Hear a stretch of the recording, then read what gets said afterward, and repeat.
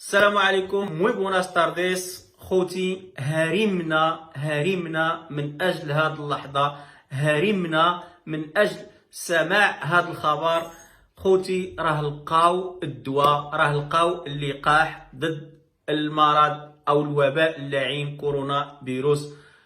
شكرا للخبير الفرنسي اللي ديجا كان عنده هذا اللقاح وما كانوش موافقين عليه، وعملوا يعني دعوات قضائية لوزارة الصحة وكل شيء، وأخيرا يعني وافقوا على هذا اللقاح، على هذا أنتيبيوتيكو، على هذا المضاد الحيوي اللي كان أصلا هذه 25 سنة ودابا تأكدوا عليه. اللقاح كيداوي 100%، والعلاج ديالو كيكون واحد سيمانه يعني انغريسادو، وبهاد هما جوج انتيبيوتيكوس.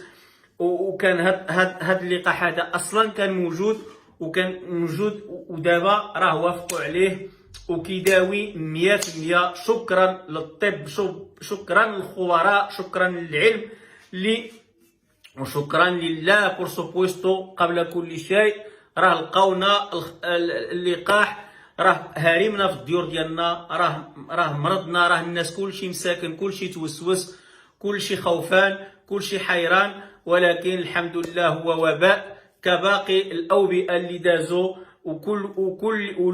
ولكل داء راه من قوة الفرحة هذا الخبر راه كنتخربق حتى في الكلام. لكل داء دواء، واخيرا لقونا الدواء اللي اصلا راه كان كاينه في السوق منذ 25 سنه. اللقاح اللي اكتشفه الخبير الفرنسي. انا غادي نوريكم وغادي نوريكم اللقاح.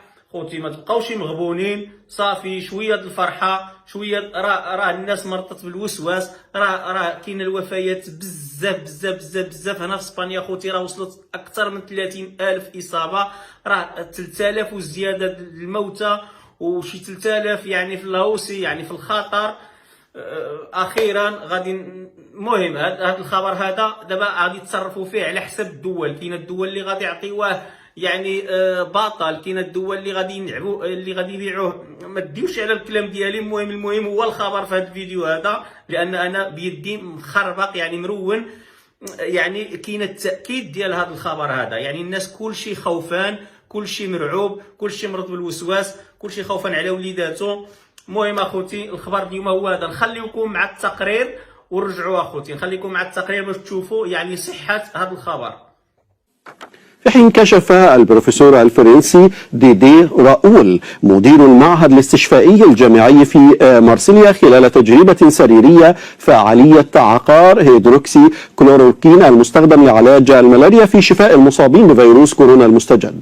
وأظهرت الدراسة شفاء جميع المصابين بالفيروس بعد علاجهم على مدى 6 أيام متواصلة بهذا العقار، وكذلك المضاد الحيوي إثرومايسين معا. فلنتابع. I proposed this treatment 25 years ago, which is in all the reference book of the world. اقترحت هذا العلاج منذ 25 عاما، وهو موجود في كل الكتب المرجعية في العالم، ومن بين من يوصف لهم هذا العلاج كبار السن المصابون بمرض كرون، وأنا أعرفه جيدا لأنني وصفته للمرضى آلاف المرات. إنه مركب من هيدروكسي كلوروكين والأزيتروميسين، وقد أظهرت أعمال 4 فرق أنه فعال لمواجهة تكاثر 4 أنواع من فيروس كورونا في الخلايا. وقد قال الصينيون إن كورونا يتجاوب مع هيدروكسي كلوروكين. وبعد تجارب سريرية صدر تقرير أولي يوصي باستخدامه لمعالجة فيروس كورونا لأنه أعطى نتائج جيدة سريريا. وبينت هذه النتائج أن الفيروس يختفي بعد 4 أيام مقارنة مع 20 يوما حاليا. وبناء على هذه الدراسة لدينا نتائج تظهر أن هيدروكسي كلوروكين يزيل الفيروس من الجهاز التنفسي، وهو ما يقلل من احتمال نقل المريض العدوى لغيره ويحسن وضعه الصحي. وإذا أضفنا الأزيتروميسين تزداد الفاعلية. أعتقد أننا حصلنا على علاج فعال، ويبقى أن الحل للتحكم في انتشار الوباء هو الفحص والقياس ثم العلاج. في سياق متصل، قال غريغوري ريغانو المستشار الطبي في جامعة ستانفورد أن دراسة أجريت في فرنسا من قبل ألمع الأطباء المتخصصين في الأمراض المعدية أكدت فعالية عقال هيدروكسي كلوروكوين المستخدم لعلاج الملاريا في علاج كورونا. وأكد ريغانو في مقابلة مع شبكة فوكس نيوز الأمريكية أن نسبة شفاء من خضعوا للتجارب بلغت 100%.